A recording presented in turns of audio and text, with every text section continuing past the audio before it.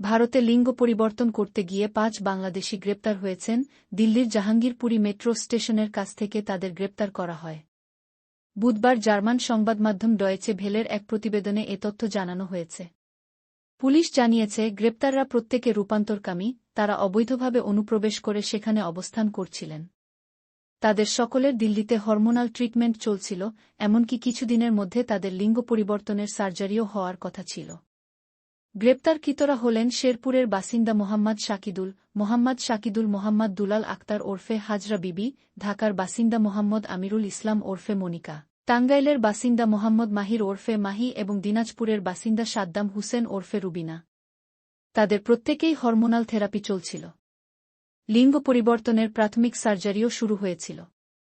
Police আরও জানায়, দিল্লির জাহাঙ্গীরপুরী মেট্রো স্টেশনের কাছে ট্রাফিক সিগন্যালে তারা ভিক্ষা করতেন। গোপন সংবাদের ভিত্তিতে পুলিশের একটি স্পেশাল টিম ওই অঞ্চলে কয়েকদিন ধরে তাদের উপর নজর রাখে। এরপর তাদের গ্রেপ্তার করা হয়। দিল্লি পুলিশ জানিয়েছে, প্রাথমিক জিজ্ঞাসাবাদে তাদের কাছে পাসপোর্ট, ভিসা কিছুই পাওয়া যায়নি।